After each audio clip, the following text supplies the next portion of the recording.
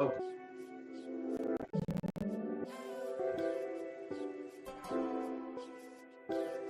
This is The Joe Gaither Show on BamaCentral.com.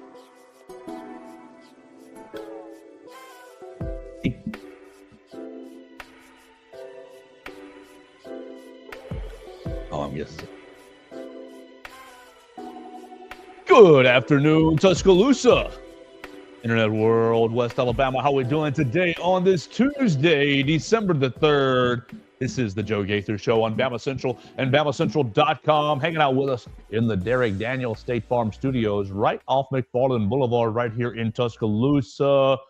Big thanks to everybody who's watching us on YouTube, on Facebook, on Twitter, at Joe Gaither6, or on the Bama Central YouTube channel, or you're checking us out on your favorite podcast platforms. Our podcast numbers, Mason Woods, are starting to go up, and I am attributing that right to you, Mason Woods. Mason Woods has joined us for about 2 months now, and last month better, the month before, your first month better, last month even better than that. Sweet. So we're going to make December even better than that. Follow Mason Woods at MA_Woods as he makes our show better. Mason, how we doing, man? I'm doing pretty good. I was just talking to you right before the show there. Really has nothing to do with what we're going to get into today, but I do just want to mention it for anyone who is not aware. I was driving around with my wife last night and stumbled across the Alabama golf facility that I have not been privy to seeing yet in person. And good God, that thing is beautiful. So anybody get out there and see it. Shout out to the Alabama golf facility for that. I will accept an invite kindly if you let me come, please. It was amazing. That was that just took over my whole afternoon yesterday of how incredible it was. If you want to see the Alabama golf facility and you can't be in Tuscaloosa or you don't have a special invitation, just scroll through the Bama Central YouTube channel. We got ourselves a little tour maybe 3 weeks ago, and there's probably about 30-40 minutes of footage inside the facility, around the grounds. God, it is. I played golf with my dad this past weekend, Mason. Poorly, but yeah, that facility. Hey, it blew my mind. I didn't think I knew the mock-ups and everything looked cool, but I just thought all right, whatever. No, it's really, really incredible what they've done out there. It's absolutely gorgeous. Any facility that you can go into a big room and basically create a putt, they have a mat. They had a mat on the women's wing and on the men's wing. So both programs have a big old mat. And when I say mat, I don't mean mat outside of your door. I mean 10 by 10. Like, it was huge. And it was raised on a platform. And essentially the coaches could dial up a little program and the mat contour changed. And so they could putt. They'd practice, breaking left to right, breaking right to left, uphill putt, downhill putt. It was insane. How much do you think we could install one of those in the Derek Daniel studio for? Honestly, if we sweet talk Derek, he might do it. I think because he can use it too. Derek loves the golf now. Derek loves the golf out here, right over here in the corner. That'd be a lot of fun. Oh yeah, absolutely. So we're looking forward to covering Alabama's golf program next in the spring. The men will get going. But we're here. Look, I don't want to do this show today. Not that I don't want to be on with you. I do want to be on with you. I want to talk with you. I want to converse with you, and you can always jump in the comment section at Joe Gaither6. I don't want to do this show today, probably because my emotions are still in Norman, Oklahoma. A piece of me died there. I'm still offended. And I cannot, you got to settle your emotions in your heart. Absolutely. Mm-hmm. I cannot settle what I saw in my brain and in my heart that day. And so what we're going to do with the program today is basically argue Alabama's position. We didn't do it yesterday because we wanted to really focus on the Iron Bowl and the victory. And I didn't even think it was that impressive of a win, really, to be honest. But you won the game. The season's over. You're 9-3, and now all the politicking starts. You see Lane Kiffin going out there on his Twitter, and he's got the Twitter notes. You see Kalen DeBoer right after the game. Now, Kalen was directly asked about it from our friend Nick Kelly, and Nick did a good. I mean, look, you have to ask the question. Yeah. Good job, Nick. And Coach DeBoer gave a nice little, a measured response about the schedule and about what Alabama has done, this, that, and the other. You have seen your check from Miami. Let me see. I know that Ross Dellinger tweeted all of them. Ross Dellinger tweeted every single one of the of the pleas. Ross even Dellinger. ESPN is getting in on it. I saw yesterday ESPN is pushing the graphic of teams. Like, what was it? It was a record against like teams bowl above teams on the road. That's what it was. Let's forget top 25 wins. Let's take away top 25 even games that you played. Let's just look at games you played against teams with 6 wins. Just cherry picking stats, really, really bad right there. It was very, very blatant with that post from ESPN. Dan Radakovich from Miami was tweeting. Greg Byrne. You got Shane Beamer. You got Lane Kiffin. Like literally everybody is politicking right now. So let's start the show and start the conversation with Greg Byrne and his tweet. We will hear a Kalen DeBoer, argument. Kalen DeBoer was on with Peter Burns earlier today. So we'll hear an argument from Kalen DeBoer. And then we'll discuss this because I think this 11th, 12th spot is down to really 6 teams. I think 6 teams have an argument. And when you purse through the arguments and get rid of all the emotions, I think the decision is pretty clear. So before we before we look at Greg Byrne and before we kind of dive into the discussion today, oh yeah, CJ Watson, long time no talk, Joe. Hope all is well. Roll Tide to you, CJ Watson. Does Alabama deserve a spot in the college football playoff? That's what our conversation will be today. Before we get into it, though, let's tell you about our friend Derek Daniel. We are live in the Derek Daniel State Farm studio. You can call Derek and his team today, Red, Reese, and Victoria, at 205-758-3391. They can take care of all your home, life, and auto insurance needs. Go ahead and give them a call today. Again, 205-758-3391. They can get you an auto insurance quote really, really quickly, let you know the information that you need to make your decisions. Very fast, efficient, nice people. Red, Reese, and Victoria are upstairs. And look, you can come visit us if you want to, right off of McFarland Boulevard, past the Tiger Rock on the left, just up Highway 69 North as you get into Northport. So we're here in the Derek Daniel State Farm Studios, and we love Derek. We appreciate him having us. Call Derek and see how much he can save you today. 205-758-3391. Mason Woods, I'm driving to see a friend yesterday, mid-evening, and Alabama's athletic director, Greg Byrne, let's see what this is at 6:21 last night, goes out onto the Twitter machine and makes his case. Yes. I tweeted it to you, and your first response was, boo. Boo.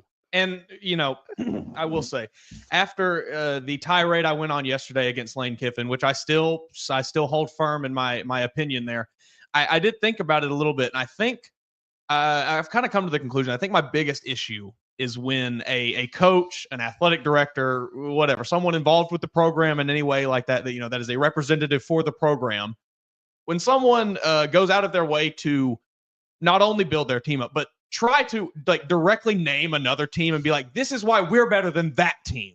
I think that's what I have the issue with. And that's what Lane Kiffin did. He directly mentioned Miami on his radio show. He directly mentioned South Carolina on Twitter. Greg Byrne, while I still don't love doing this, I think you just kind of let the chips fall where they're going to. He doesn't use this post to directly try to crap on other teams and be like, this is why we're so much better than them. He only provides facts about Alabama, which I can appreciate. And I think Kalen DeBoer kind of did the same thing when he was asked about it too.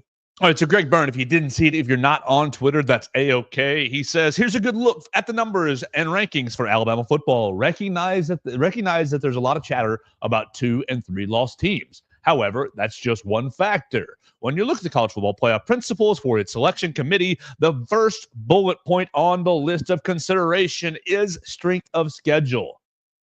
Not all schedules and all conferences are created equal. We've worked diligently, to add more challenging non-conference home and homes, which is good for college football, not to mention the week in and week out of the SEC and it being the toughest in the country. All right, where's my next tab that I want to head to? I want to pull up some of these schedules as we start talking about this Miami discussion, Clemson discussion, SMU discussion. You've got Alabama, South Carolina, Ole Miss as well. Look, let's start with South Carolina and Ole Miss because probably, if you're the college football selection committee, you're basically saying, okay, what you're probably picking out of the conference. Mm-hmm. Ole Miss, Lane Kiffin going out there, basically taking a big old doo-doo on South Carolina. A humongous. I'm not sure Lane Kiffin want to see Shane Beamer face to face. No, look, lock them in a cage. This is a great note. He says all three, South Carolina, Ole Miss, and Alabama, are 9-3 and represent the SEC. South Carolina lost to both Alabama and Ole Miss. Mm-hmm. Their best win is against Clemson. Ole Miss and Alabama both beat Georgia. Georgia beat Clemson 34-3. Safe to say South Carolina's out, and it's between Ole Miss and Alabama. And then he goes on this big tirade about why Ole Miss should be in over Alabama. Ole Miss has 9 wins, outscoring their opponent 390-94. Okay, Lane, do not start right there. Don't start right there, because do you want to do this? Is this the bed you want to make for yourself, Lane? 9. We have the however many wins by. Here's our margin of victory. Okay, we can play this game, Lane. Who did you play? Mm-hmm. Who did you play out of conference? Let me scroll to my right. There's my Ole Miss right there. Who'd you play? Was it Wofford? No, they didn't get Wofford, but they got Furman. Furman on their schedule. Paladins. Purple Paladins. Furman University Christian Knights. 76. 76-0, and then you beat MTSU. Great job, Blue Raiders, 52-3 out of Tennessee. Oh, here we go. Here's a Power 4 conference game on your schedule at Wake Forest. Woo. versus Georgia Southern. Georgia Southern has been in FBS for what, like 5 years now, 4 years now? They were FCS Power. You smacked Georgia Southern 52-13. So that's your non-conference game. Like, okay, your margin of victory. Oh, we won. What do you say? 390-94. All right, let's play a little quick math here. 390-94. How much of those 390 were scored in these first 4 games? 76 and 52 and 40 and 52 is 220. 220 out of 390 is 56% of your bleeping points were scored against these 4 little sisters of the poor. Mm-hmm. I'm sorry, Georgia Southern. Alabama I know my mother School graduated from, big-time master's degree from Georgia Southern. Go Eagles. Don't want to disrespect you guys. But, Lane, let's be honest here. If we're going to play the numbers game, that's cool. But let's be honest. You scored over half of your season points in your 4 non-conference games. All right, you lost to Kentucky. You only scored 17. You beat South Carolina, scoring 23. You lost to LSU, scoring 26. Okay, these scores are much more realistic here. Mm-hmm. You beat Oklahoma, scoring 26. Now, you did put up a big old fat 63 spot on Arkansas. You beat Georgia, scoring 28. You lost to Florida, scoring only 17. And you won the Egg Bowl, scoring 26. You do have a good offense, Lane. I do think you have a good offense. But to start your conversation here is weird, is icky. Makes me think Joey Freshwater maybe spent a little too much time downtown before he sent this tweet out. Maybe so. Because, look, you're not comparing. I know Western Kentucky and I know Mercer are on Alabama's schedule, and those are not good games. Mm-hmm. But you're basically comparing at Wake Forest to at Wisconsin here. And I know Wisconsin didn't make a bowl game, partly because Alabama had tore the quarterback's ACL on the first series of the game, and their season basically went to all hell. Okay, so I like at Wisconsin much more than at Wake Forest. I mean, just based off of purely the atmosphere, Wisconsin is objectively a much harder place to play. Sure. I like South Florida at home over MTSU at home. Agreed. Basically saying Furman and Georgia Southern are pretty much equal to Western Kentucky and Mercer. But, I mean, they are. So you first go to point differential. I'm sorry. I think point differential is a terrible metric, especially in college football. What happens? Like, okay, if point differential were the thing, how many points do you think Alabama would have put up on Mercer? Exactly. You put up 63 in the first week against Western Kentucky. Who cares about point differential? In the 3 losses, Ole Miss was outscored 73-60, minus 13. In the 3 losses, Alabama was outscored 88-55, minus 33. All right, fair. Alabama's 3 losses, they weren't really in those 3 games as much. You're definitely in the Vanderbilt game, but that bad boy is just, you're chasing the game.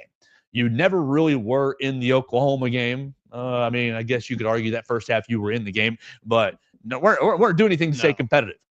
At Tennessee, you squandered all kinds of opportunities. But again, you had a chance. You're trying to compare your loss at LSU with at Tennessee.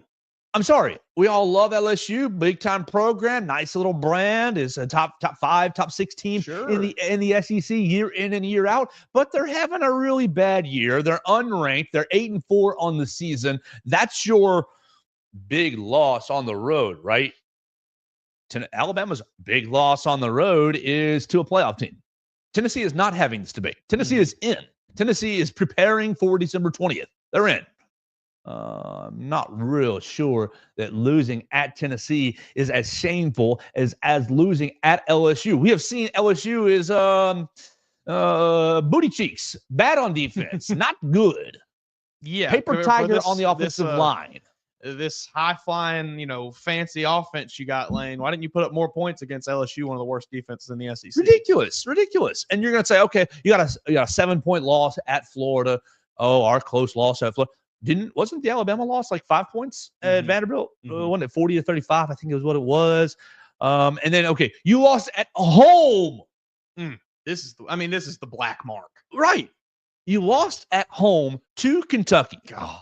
I'm sorry. I know red X. Alabama lost on the road to Oklahoma, and Oklahoma only had the 1 conference win going into it, and they really weren't having a good season. And I know that, look, we started the show. I'm still offended by that performance. But Alabama did not lose at home. We've been doing power rankings all year long on Bama Central, BamaCentral.com, and I have been doing it pretty routinely. And about a week after basically the Kentucky win at Ole Miss, Kentucky just started to slide down the rankings. They have been living at 15 out of 16 for the last 5 or 6 weeks. They're awful. They are terrible. They are the bottom of your trash can, the nastiness at the bottom of your trash. That's how bad they are. They're not good. And you lost to them at home, only putting up 17 points. And I know it's September, early in the year. Anything can happen any given Saturday. Sure. But you have to protect home field. You have to. I think when you look at some of these resumes, and maybe I'm just biased because of the time that I've been playing college football 25, and playing on the road is really not really for the weak in that game. I think it's the same thing here in the SEC. You play on the road, I think it's going to be a real challenge. You look at Alabama's schedule, 1-3 on the road in the SEC. Not good. Ole Miss, you lost at home to Kentucky. I'm sorry. I think, Lane Kiffin, you're out of this discussion. I agree. I cannot look past that loss. It is such a just disqualifying mark for me for being even remotely on the same level as any of these other teams in consideration. You lost at home to the worst team in the SEC. Like, I know Mississippi State's still down there, but I like Mississippi State. They at least are a little feisty. Like, they at least have something. Kentucky doesn't have anything. They have no hope. There's no we'll be okay next year. No, Kentucky is terrible. They are scraping the bottom of the barrel. Take them out of the SEC and drop them in the American, and I still think they'd probably be middle of the pack. Kentucky's really bad. I can't get over that loss. Can't look past it.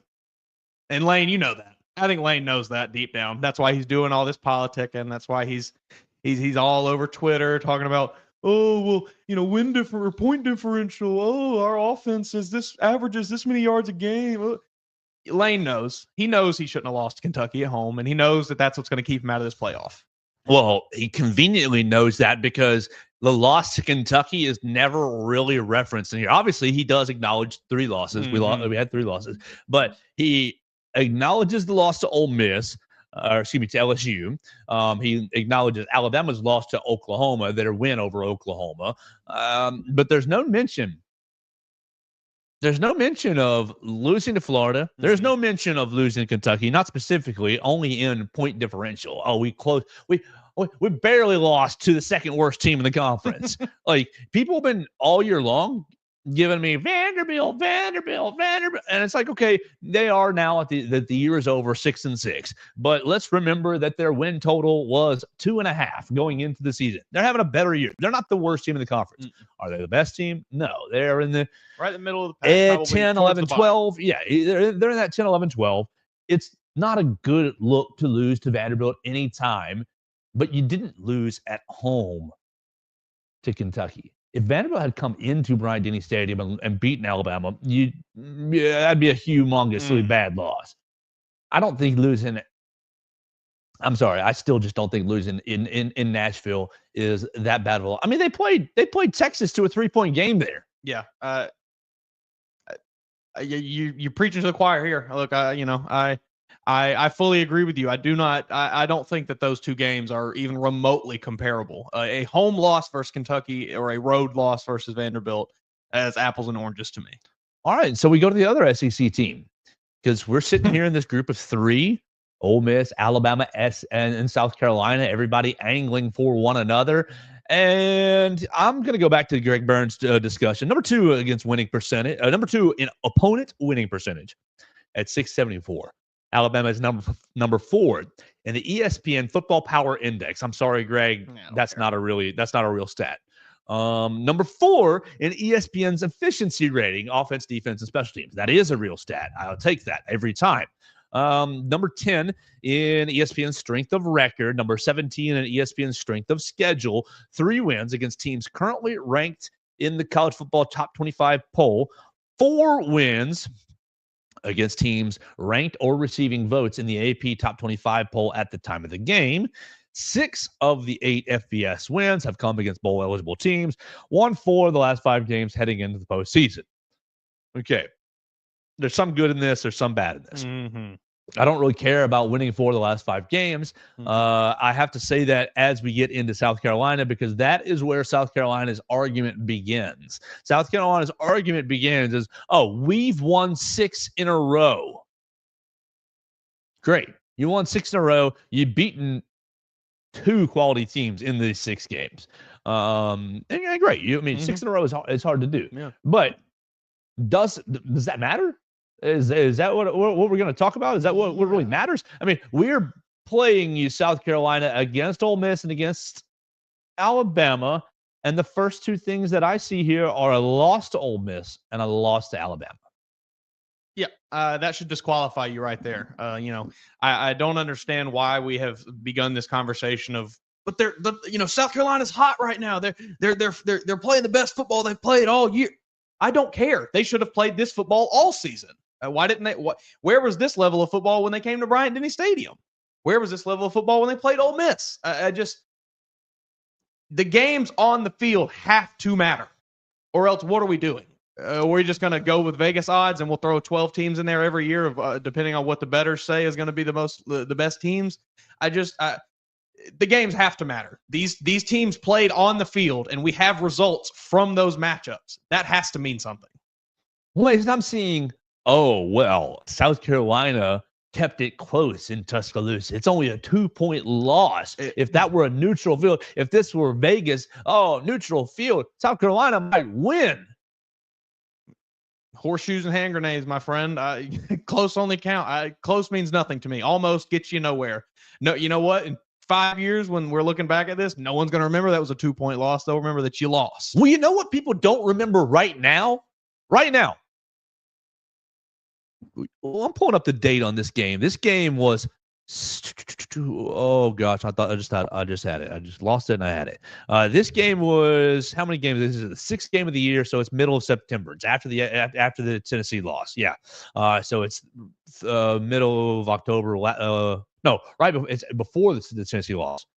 You're right sandwiched in between Vanderbilt and Tennessee. So that was what? First or second Saturday in October. Mm-hmm. So that means that's 8 weeks or so. Yeah, that's what I want to. I want to illustrate how short people's memories are. That was October the 5th or the 12th, right? So that's 1, 2, 3, 4, 5, 6, 7 weeks ago. You see this box score and you see 27-25. And you see, oh my gosh, South Carolina almost beat Alabama. They're close. They almost beat Alabama. They challenged them. And okay, that's true. They did challenge. Two-point win. They challenged us. But remember the game flow.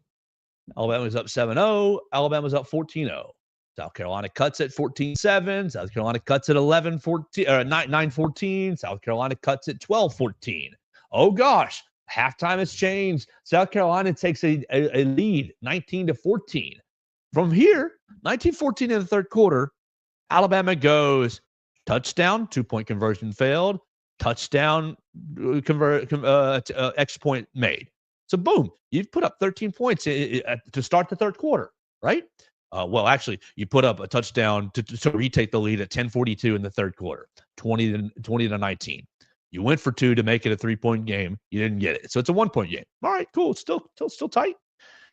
The fourth quarter goes on. Alabama basically stretches the lead out with another touchdown. Jeremy Bernard, 34-yard touchdown pass. It's 27-19 with 154 left in the game. 2 minutes left in the game, and it is an 8-point game. Sure, that's still one possession. I get that.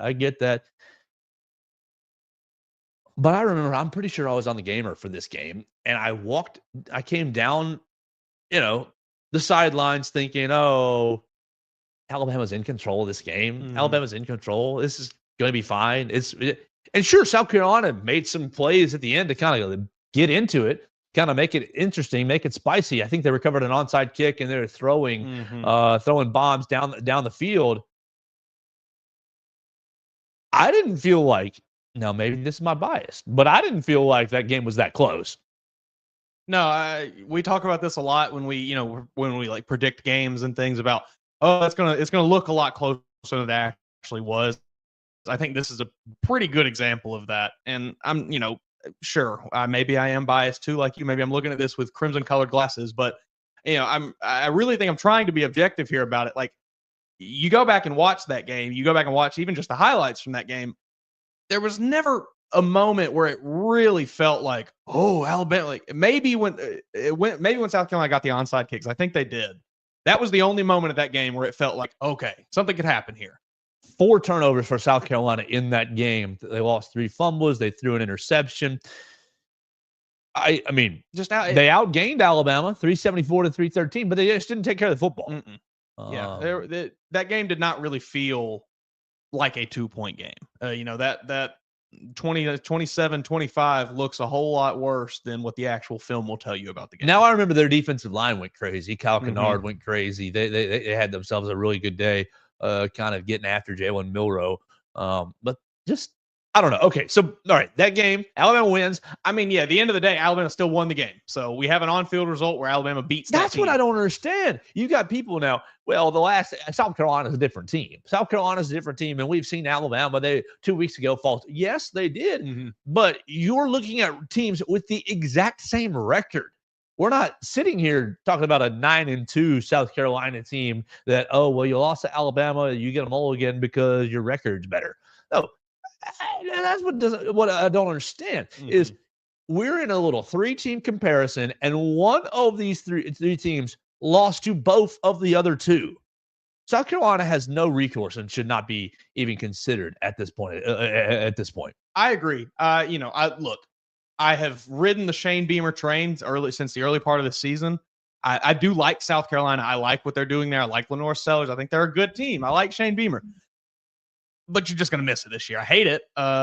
You just couldn't quite get there. You just couldn't get over the hump this year. You're right there. You're going to finish in that, 13-15 range, but you just didn't make it this year. You shouldn't have lost both of those games. All right, let's listen to what Kayla DeBoer said today, a couple hours ago on Sirius XM College Football Radio. This is Kayla DeBoer I think we have successfully, and you can disagree if you like, at Joe Gaither 6, successfully outlined why Ole Miss and why South Carolina are not really viable options here. Let's hear from Kalen DeBoer why Alabama is a viable option. The wins we have and the week-to-week schedule that we play here in the SEC, I think it's undeniable of what that all is. It's not just the games that are against the top, 5 or 10. It's I thought I had that sound pulled up, but maybe I did not. Technology. That's never wants to cooperate with us. Let's see if I can find a different way. Right there. Go ahead. I was just gonna, in case we can't find it. I mean, he kind of did a very similar spiel to I think what he gave Nick Kelly the other night when he was asked about it, and kind of in the same vein as what Greg Byrne did on Twitter. He, at least from what I remember listening to it, he didn't directly mention anybody else. He just stuck with strictly what Alabama does, what Alabama has done this season, and I think that is while I still don't love coaches getting out and doing politics, I guess that's just the name of the game. You got to do it. I think this is the best way to do it. This is the way that I have the least problems with. If as long as you're just building up your own team, whatever. I just don't like when coaches go tearing other teams down, because it's like, we can tear you down too, buddy. Oh yeah, how about this? Week schedule that we play here in the SEC. Oh, that's why you couldn't hear it. The wins we have and the week-to-week schedule that we play here in the SEC, I think it's undeniable of what that all is. It's not just. Well, everything I've tried is not going to work. But okay, so Kalen DeBoer essentially says exactly what he said on Saturday. Yeah, I mean, ranked wins over three ranked wins. We played a tough schedule. We challenged ourselves, and he talks about the depth of the conference and this, that, and the other. People's biggest issue with Alabama is the losses to Oklahoma and Vanderbilt. It's not the schedule. It's not, a lot of people recognize the wins, but they immediately go to, well, you lost to Oklahoma, you lost to Vanderbilt, you lost to 2 6-6 teams. So Mason, if you've lost to 2 6-6 teams, should you be out of the playoffs?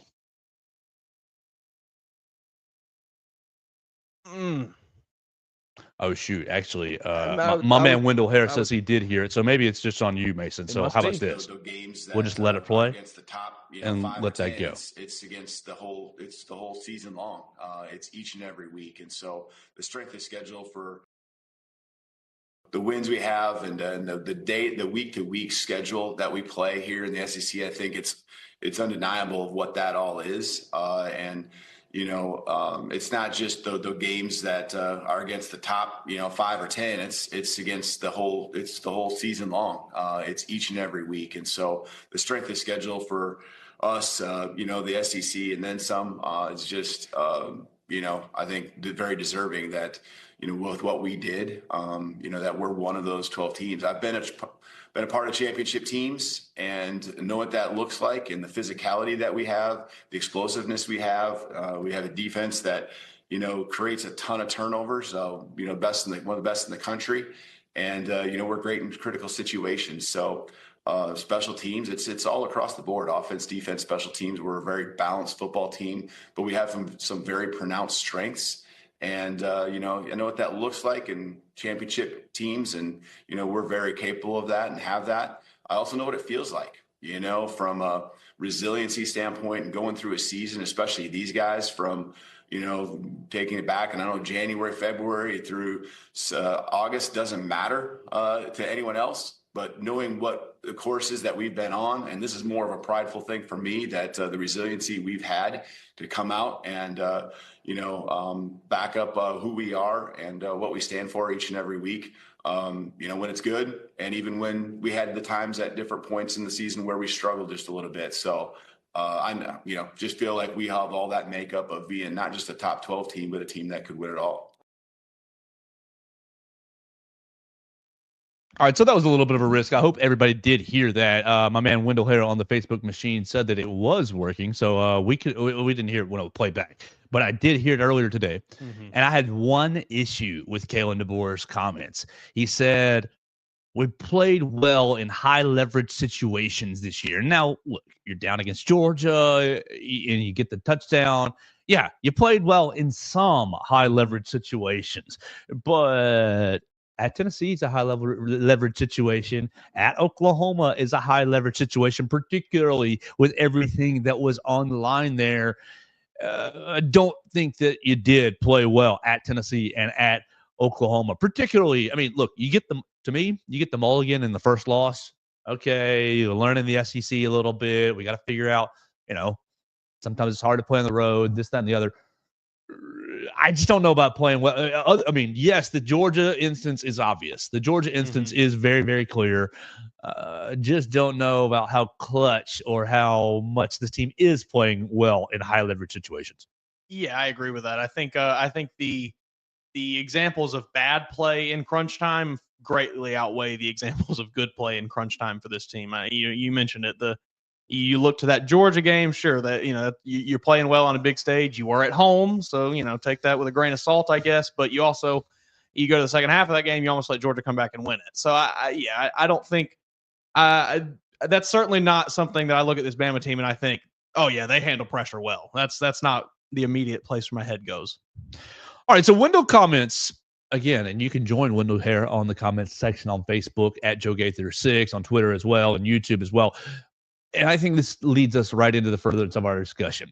If losing to a 6-6 team matters, then Ohio State and Miami should be ranked lower. CJ Watson commented, I see a lot of people saying, mostly Bama fans unhappy with our record and play sometimes, that we don't deserve a spot. But there's 12 teams that get a spot. I don't see a better or more deserving resume than Alabama's to get that 11th or 12th seed. I wish we weren't in the are we in or are we out position. But strength of schedule, quality wins, losses being on the road, also good road wins, having more ranked wins at the top 5 than the top 5 teams combined. Name a team that should be in. Because CJ and Wendell are dancing right around this. You lost to Oklahoma, you lost to Vanderbilt, you got 3 losses. You shouldn't be in.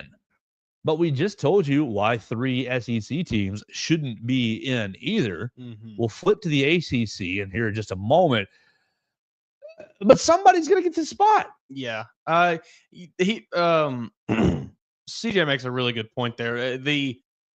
Yes, sure, Bama is deserving of one of the 12 spots because there are 12 spots, and Bama is one of probably the 12 best teams in the country. I just think I don't like that we have 3 teams that can compete for a national title. I think that's my biggest issue. 12. I still am in the camp that 12 was too many. I think it should have never gone past 8. Because I don't think there's 12 teams on a given year that can win the national title. I don't think there's 12 teams that deserve to compete for a national title in a given year. This is one of those years. That's the way it's set up. So sure, yes, technically somebody has to get that spot. So I guess by that, Alabama deserves it. But just on principle alone, a 3-loss team, in my eyes, you've done just about all that you can to not deserve to play for a national championship. So somebody's getting that spot. So let's look at these 3 ACC teams, because I think that really the conversation is not between Alabama, Ole Miss, and South Carolina, but really between Alabama, Miami, Clemson, and SMU. If you get an SMU victory on Saturday, then of course the Mustangs are going to the playoffs as the ACC champion. They'll be 12-1 at that point, and absolutely deserving. You'll have a 9-4 Clemson team and a 10-2 Miami team. And I think that really your resume or your discussion will be between Clemson and Miami. If Clemson wins, then I think you're going to have a hard time because Clemson's going to get the automatic bid. I think the SMU gets an at-large, and you're really, really getting squeezed out of that last spot. But it's still really, I think, between Miami and Alabama. Miami beats Florida. Look, their schedule's dog water as well. Florida A&M, Ball State, South Florida, Virginia Tech, Cal, Louisville. Not one top 25 game on that schedule. Florida State, Duke, Georgia Tech, Wake Forest, Syracuse. Now, Syracuse is in the top 25 this week. Okay. In the top 25 this week. Was that after beating Miami, though? Yes. So yes, not a top 20. So, yeah, they only get the top 25 just because they got the upset. They'll be right back out of the rankings by the end of the season. They showed us last year, Mason, what they think of the ACC. This Miami team didn't go undefeated in the ACC like Florida State last year. no ranked wins, one ranked loss. Right? You would, oh, yeah, you lost to unranked Vanderbilt, unranked Oklahoma. Well, what about unranked Georgia Tech and what would have been unranked Syracuse had you beat them? No, Syracuse is in at 23, 24. Okay, great. You don't have any good losses. You don't have a loss at Tennessee that's like, oh, we really went and challenged ourselves. Now, obviously, it's not their fault that Clemson and SMU and I guess what's another good ACC team? Wasn't on their schedule. Pittsburgh wasn't on their schedule. I guess Pittsburgh fell way off. They're at 7-5. I'm seeing that. Their best team on their schedule is Syracuse. Yeah. And they lost. This is they have no good wins. You have no good losses. The loss to Syracuse is not a good loss. You beat 9-3 Duke. Great. You beat 8-4 Louisville. Yeah. Great. Now, you did smoke South Florida 50-15, more than Alabama did.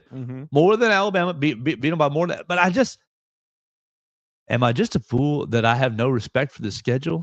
I don't think so. I personally also, I look at this schedule and I don't think I cannot hitch my wagon to a team that I've not seen be challenged yet this season. They were challenged. Cal challenged them. They beat Cal by 1 point. Challenged from a standpoint of actually playing teams that are ranked alongside them. They've been challenged by these teams who they shouldn't have been challenged by, which is just more reason they don't deserve to be in the playoff. No, I think Miami, you were in a situation where you had, of all of these teams competing for playoff spots this year, you probably had the easiest schedule of all of them in front of you, and you blew it. This is the same issue I have with Ole Miss, Lane Kiffin and Ole Miss. You had the easiest schedule in the SEC, and you blew it. Miami, you had it laid out right in front of you. All you had to do was win the games in front of you, and you couldn't do it. You lose to Georgia Tech and Syracuse. No. And then you don't have any good wins to make up for those losses. Alabama, you have the win over Georgia. You have the now what looks like a great win over South Carolina to make up for maybe some of those bad losses a little bit.